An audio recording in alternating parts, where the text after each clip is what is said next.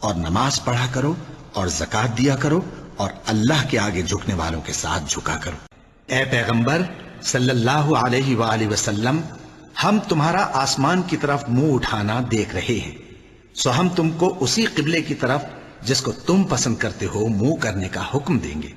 تو اپنا منہ مسجد حرام یعنی خانہ کعبہ کی طرف پھیر لو، اور تم لوگ جہاں ہوا کرو نماز پڑھنے کے وقت اسی مسجد کی طرف منہ کر لیا کرو۔ اور جن لوگوں کو کتاب دی گئی ہے وہ خوب جانتے ہیں کہ یہ نیا قبلہ ان کے پروردگار کی طرف سے حق ہے، اور جو کام یہ لوگ کرتے ہیں اللہ ان سے بے خبر نہیں۔ اور تم جہاں سے نکلو نماز میں اپنا منہ مسجد حرام کی طرف کر لیا کرو، بے شبہ یہ تمہارے پروردگار کی طرف سے حق ہے، اور تم لوگ جو کچھ کرتے ہو اللہ اس سے بے خبر نہیں۔ اور تم جہاں سے نکلو مسجد حرام کی طرف منہ کر کے نماز پڑھا کرو، اور مسلمانوں تم جہاں ہوا کرو اسی مسجد کی طرف رخ کیا کرو۔ یہ تاکید اس لیے کی گئی ہے کہ لوگ تم کو کسی طرح کا الزام نہ دے سکیں، مگر ان میں سے جو ظالم ہیں وہ الزام دیں تو دیں، سو ان سے مت ڈرنا اور مجھی سے ڈرتے رہنا، اور یہ بھی مقصود ہے کہ میں تم کو اپنی تمام نعمتیں بخشوں، اور یہ بھی کہ تم راہ راست پر چلو، پھر جہاں سے اور لوگ واپس ہوں وہیں سے تم بھی واپس ہو، اور اللہ سے بخشش مانگو، بے شک اللہ بخشنے والا ہے، رحمت کرنے والا ہے۔ مسلمانوں سب نمازیں خصوصاً بیچ کی نماز یعنی نماز عصر پورے اہتمام کے ساتھ ادا کرتے رہو، اور اللہ کے آگے ادب سے کھڑے رہا کرو۔ پھر اگر تم خوف کی حالت میں ہو تو پیادے یا سوار جس حال میں ہو نماز پڑھ لو۔ پھر جب امن و اطمینان ہو جائے تو جس طریق سے اللہ نے تم کو سکھایا ہے جو تم پہلے نہیں جانتے تھے اللہ کو یاد کرو۔ یہ وہ لوگ ہیں جو مشکلات میں صبر کرتے اور سچ بولتے اور عبادت میں لگے رہتے اور نیکی میں خرچ کرتے اور اوقات سحر میں گناہوں کی معافی مانگا کرتے ہیں۔ مومنو جب تم نشے کی حالت میں ہو تو جب تک ان الفاظ کو جو منہ سے کہو سمجھنے نہ لگو نماز کے پاس نہ جاؤ، اور جنابت کی حالت میں بھی نماز کے پاس نہ جاؤ یہاں تک کہ غسل کر لو۔ ہاں اگر بحالت سفر رستے چلے جا رہے ہو اور پانی نہ ملنے کے سبب غسل نہ کر سکو تو تیمم کر کے نماز پڑھ لو، اور اگر تم بیمار ہو یا سفر میں ہو یا کوئی تم میں سے بیت الخلا سے ہو کر آیا ہو یا تم نے عورتوں سے مقاربت کی ہو اور تمہیں پانی نہ ملے تو پاک مٹی لو اور منہ اور ہاتھوں کا مسح کر کے تیمم کر لو، بے شک اللہ معاف کرنے والا ہے، بخشنے والا ہے۔ اور جب تم سفر کو جاؤ تو تم پر کچھ گناہ نہیں کہ نماز کو کم کر کے پڑھو، بشرطے کہ تم کو خوف ہو کہ کافر لوگ تم کو ستائیں گے، بے شک کافر تمہارے کھلے دشمن ہیں۔ پھر جب تم یہ نماز تمام کر چکو تو کھڑے اور بیٹھے اور لیٹے ہر حالت میں اللہ کو یاد کرو۔ پھر جب تم مطمئن ہو جاؤ تو پورے آداب کے ساتھ نماز پڑھو۔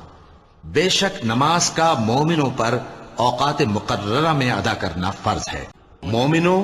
جب تم نماز پڑھنے کا قصد کیا کرو تو اپنے منہ اور کوہنیوں تک ہاتھ دھو لیا کرو، اور سر کا مسح کر لیا کرو، اور ٹخنوں تک پاؤں دھو لیا کرو، اور اگر جنابت کی حالت میں ہو تو نہا کر پاک ہو جایا کرو، اور اگر بیمار ہو یا سفر میں ہو یا کوئی تم میں سے بیت الخلا سے ہو کر آیا ہو یا تم نے عورتوں سے مقاربت کی ہو پھر تمہیں پانی نہ مل سکے تو پاک مٹی لو اور اس سے منہ اور ہاتھوں کا مسح یعنی تیمم کر لو۔ اللہ تم پر کسی طرح کی تنگی نہیں کرنا چاہتا بلکہ یہ چاہتا ہے کہ تمہیں پاک کرے اور اپنی نعمتیں تم پر پوری کرے تاکہ تم شکر کرو۔ مسلمانوں تمہارے دوست تو اللہ اور اس کے پیغمبر اور وہ مومن ہی ہیں جو نماز پڑھتے اور زکات دیتے اور اللہ کے آگے جھکتے ہیں۔ اے بنی آدم ہر نماز کے وقت اپنے آپ کو مزین کیا کرو اور کھاؤ اور پیو اور بیجا نہ اڑاؤ کہ اللہ بیجا اڑانے والوں کو دوست نہیں رکھتا۔ جو لوگ تمہارے پروردگار کے پاس ہیں وہ اس کی عبادت سے روگردانی نہیں کرتے اور اس پاک ذات کو یاد کرتے اور اس کے آگے سجدے کرتے رہتے ہیں، اور دن کے دونوں سروں یعنی صبح اور شام کے اوقات میں اور رات کی چند ساعتوں میں نماز پڑھا کرو۔ کچھ شک نہیں کہ نیکیاں گناہوں کو دور کر دیتی ہیں۔ یہ ان کے لیے نصیحت ہے جو نصیحت قبول کرنے والے ہیں، اور اپنے پروردگار کی عبادت کیے جاؤ یہاں تک کہ تمہاری موت کا وقت آ جائے، اور تمام جاندار جو آسمانوں میں ہیں اور جو زمین میں ہیں سب اللہ کے آگے سجدہ کرتے ہیں، اور فرشتے بھی، اور وہ ذرا غرور نہیں کرتے۔ ساتوں آسمان اور زمین اور جو لوگ ان میں ہیں سب اسی کی تسبیح کرتے ہیں، اور مخلوقات میں سے کوئی چیز نہیں مگر اس کی تعریف کے ساتھ تسبیح کرتی ہے، لیکن تم ان کی تسبیح کو نہیں سمجھتے۔ بے شک وہ بردبار ہے، غفار ہے۔ اے محمد صلی اللہ علیہ وآلہ وسلم،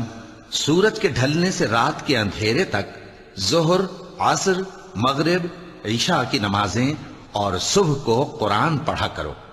کیونکہ صبح کے وقت قرآن کا پڑھنا فرشتوں کی حاضری کا موقع ہوتا ہے۔ اور بعض حصہ شب میں بیدار ہوا کرو اور تہجد کی نماز پڑھا کرو، یہ شب خیزی تمہارے لیے ایک اضافی عمل ہے۔ کہہ دو کہ تم اس پر ایمان لاؤ یا نہ لاؤ، یہ فی نفس ہی حق ہے۔ جن لوگوں کو اس سے پہلے علم کتاب دیا گیا ہے، جب وہ ان کو پڑھ کر سنایا جاتا ہے تو وہ ٹھوڑیوں کے بل سجدے میں گر پڑتے ہیں، اور وہ ٹھوڑیوں کے بل گر پڑتے ہیں اور روتے جاتے ہیں، اور اس سے ان کو اور زیادہ عاجزی پیدا ہوتی ہے۔ چونکہ آیت سجدہ تلاوت کی گئی ہے لہذا سامعین کو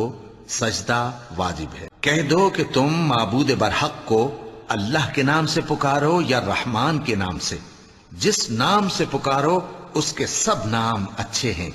اور نماز نہ بلند آواز سے پڑھو اور نہ آہستہ، بلکہ اس کے بیچ کا طریقہ اختیار کرو۔ پس جو کچھ یہ بکواس کرتے ہیں اس پر صبر کرو،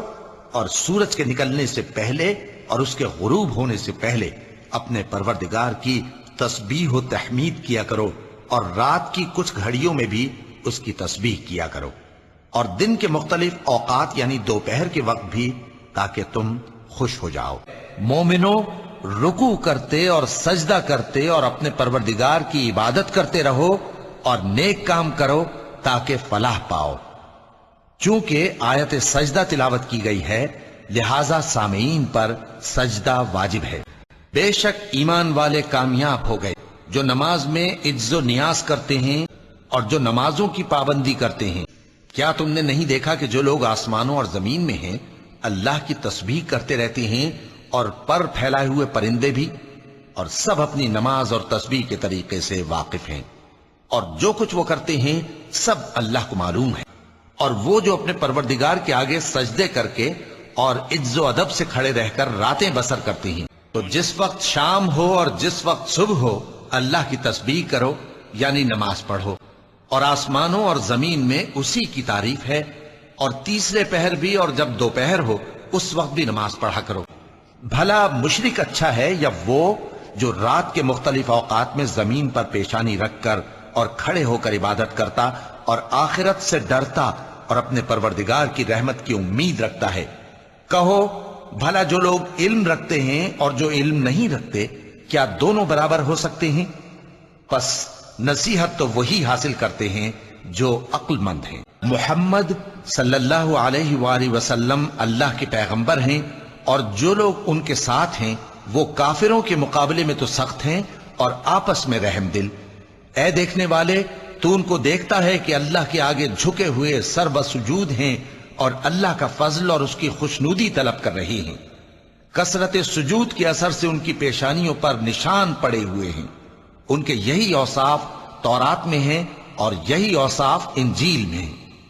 وہ گویا ایک کھیتی ہے جس نے پہلے زمین سے اپنی سوئی نکالی، پھر اس کو مضبوط کیا، پھر موٹی ہوئی، اور پھر اپنے تنے پر سیدھی کھڑی ہو گئی، اور لگی کھیتی والوں کو خوش کرنے تاکہ کافروں کا جی جلائے۔ جو لوگ ان میں سے ایمان لائے اور نیک عمل کرتے رہے ان سے اللہ نے گناہوں کی بخشش اور اجر عظیم کا وعدہ کیا ہے۔ تو جو کچھ یہ کفار بکتے ہیں اس پر صبر کرو، اور آفتاب کے طلوع ہونے سے پہلے اور اس کے غروب ہونے سے پہلے اپنے پروردگار کی تعریف کے ساتھ تسبیح کرتے رہو، اور رات کے بعض اوقات میں بھی اور نماز کے بعد بھی اسی کے نام کی تسبیح کیا کرو۔ بے شک پرہیزگار بہشتوں اور چشموں میں ہوں گے، رات کے تھوڑے سے حصے میں سوتے تھے اور صبح کے اوقات میں بخشش مانگا کرتے تھے۔ اور تم اپنے پروردگار کے حکم کے انتظار میں صبر کیے رہو، تم تو ہماری آنکھوں کے سامنے ہو، اور جب اٹھا کرو تو اپنے پروردگار کی تعریف کے ساتھ تسبیح کیا کرو، اور رات کے بعض اوقات میں بھی اور ستاروں کے غروب ہونے کے بعد بھی اس کی تسبیح کیا کرو۔ مومنو، جب جمعے کے دن نماز کے لیے اذان دی جائے تو اللہ کے ذکر کی طرف لپکو اور خرید و فروخت ترک کر دو، اگر سمجھو تو یہ تمہارے حق میں بہتر ہے۔ اور جو لوگ بن دیکھے اپنے پروردگار سے ڈرتے ہیں ان کے لیے بخشش اور اجر عظیم ہے۔ تمہارا پروردگار خوب جانتا ہے کہ تم اور تمہارے ساتھ کے لوگ کبھی 2/3 رات کے قریب اور کبھی آدھی رات اور کبھی تہائی رات قیام کیا کرتے ہو، اور اللہ رات اور دن کا اندازہ رکھتا ہے۔ اس نے معلوم کیا کہ تم اس کو نبھا نہ سکو گے تو اس نے تم پر مہربانی کی، پس جتنا آسانی سے ہو سکے اتنا قرآن پڑھ لیا کرو۔ اس نے جانا کہ تم میں بعض بیمار بھی ہوں گے اور بعض اللہ کے فضل یعنی معاش کی تلاش میں ملک میں سفر کریں گے اور بعض اللہ کی راہ میں لڑیں گے، تو جتنا آسانی سے ہو سکے اتنا قرآن پڑھ لیا کرو، اور نماز قائم کرتے رہو اور زکوٰۃ ادا کرتے رہو اور اللہ کو نیک نیتی سے قرض دیتے رہو، اور جو عمل نیک تم اپنے لیے آگے بھیجو گے اس کو اللہ کے ہاں بہتر اور صلے میں بہت عظیم پاؤ گے۔ اور اللہ سے بخشش مانگتے رہو، بے شک اللہ بخشنے والا ہے، مہربان ہے۔ اور رات کو بڑی دیر تک اس کے آگے سجدے کرو اور اس کی پاکی بیان کرتے رہو۔